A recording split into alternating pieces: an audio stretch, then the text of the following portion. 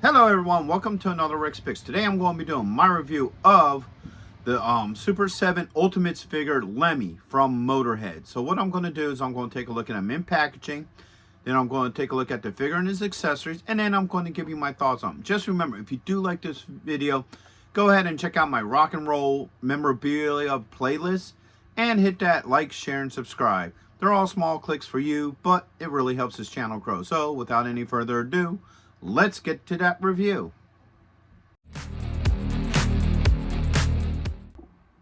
Alright, so here he is in packaging. I love the Motörhead logo on the front. That looks really cool. You got his name Lemmy down here.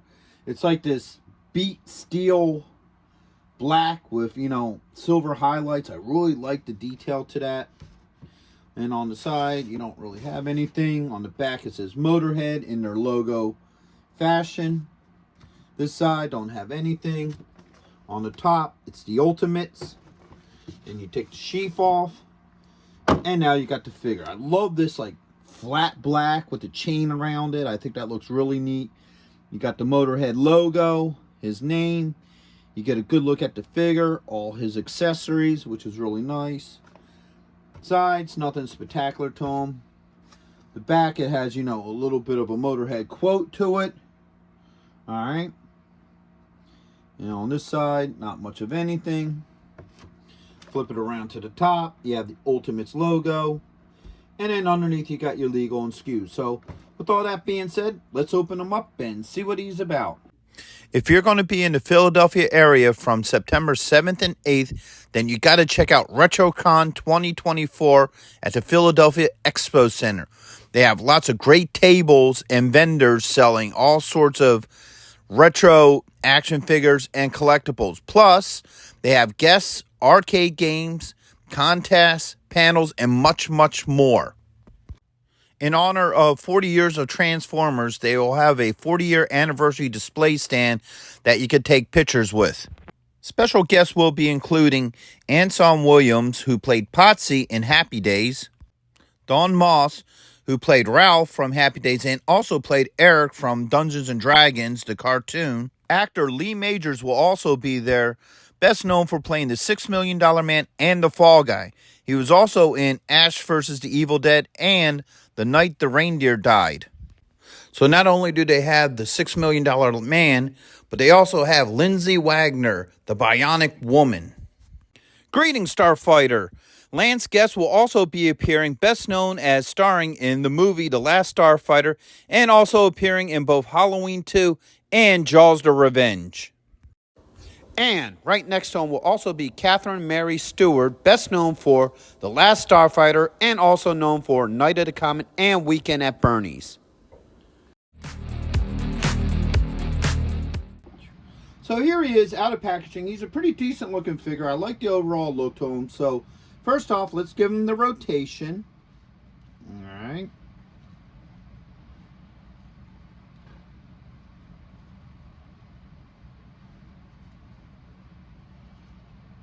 Okay, and now let's get an up-close look at him. So first off, I like the head sculpt for him. I think that looks really nice. Really captures his look. The shirt's really cool, him with his Motörhead shirt.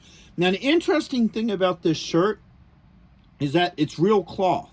Like, this is actually a cloth shirt on him. It isn't like a plastic mold over him or something. This shirt is actually cloth, so I find that pretty interesting that they did that. All right, and you get a good look at his tattoos. So he has that one on that arm. Over on this arm, he has the Ace of Spades.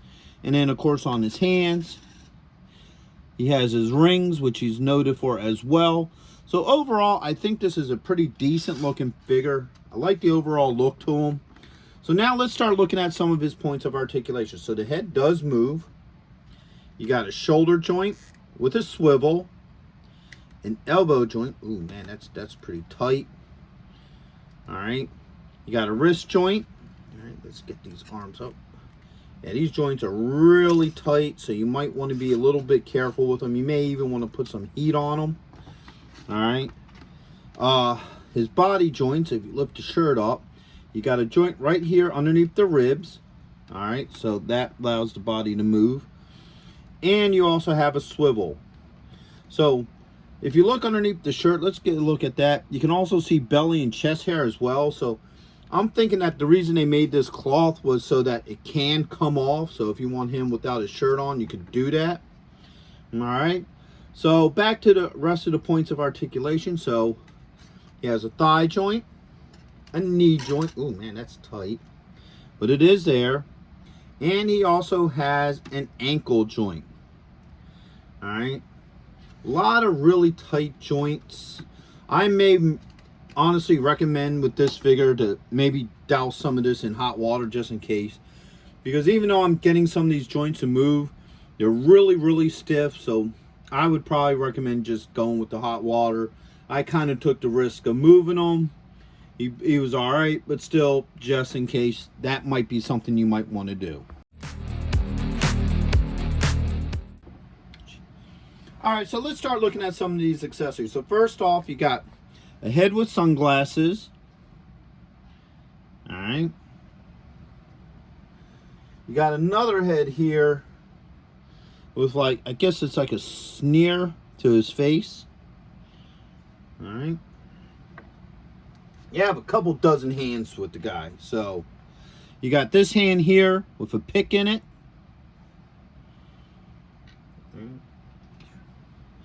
You got a holding hand. This is probably for the JD. Let's put those like that. All right. You got another hand. This one might be for the neck of the base. All right. You got a closed fist.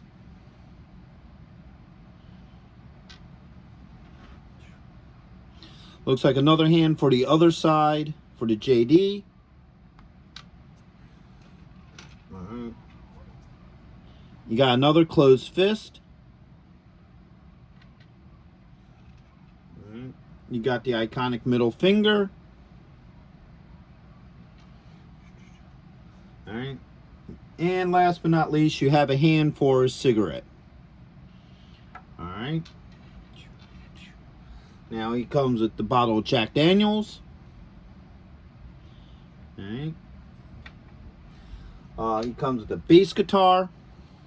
Now, they put a lot of his signature stuff on here. So he has his Iron Cross. You know, you got the lyrics here. Born to lose, out to lunch. All right. So that's pretty cool. All right. You even have the tuning details on the back.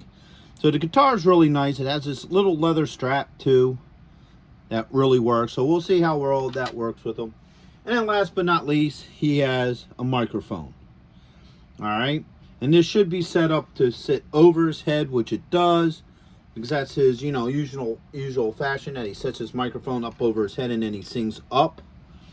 So it's cool that they had that level of detail with this. So that being said, let's start looking at some of the stuff that he comes with. First off, let's swap heads. All right, well, that head came off pretty darn easy. Let's try the one with the sunglasses. All right. That went on really well. I don't have any issues with that. All right, the head swapped pretty easily on him. All right, let's go with this head. Seeing how these things swap so easily. All right. Oh, I like how that's sitting on there. Oh, that's sitting kind of weird. Doesn't want to move too much. Ah, there it goes. Okay, now it's on. So that head swapped out pretty easily as well. I don't have any issues with that. Okay. So let's do a couple of things with these hands. Let's swap this hand out first. All right, that came off pretty easily. Let's put this hand here. Let's get the jack in it.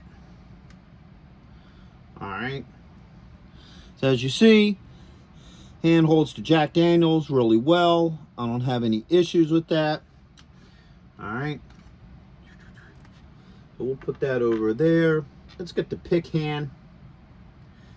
And now let's get the hand for the neck of the bass. All right, so that would be, that's the cigarette. All right. So these hands swap out really easily. I don't have any problems, so I don't feel like I need to go through every single hand because they're all just swapping out really well. So now let's get this base on him. All right.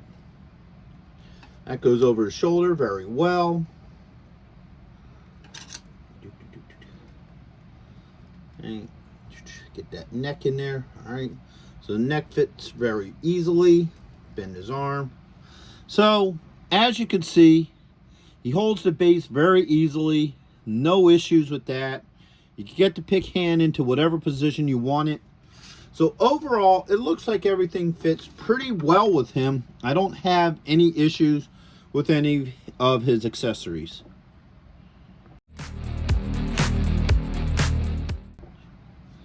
Alright, so overall, I really do like this figure. I think he looks really good, very well detailed.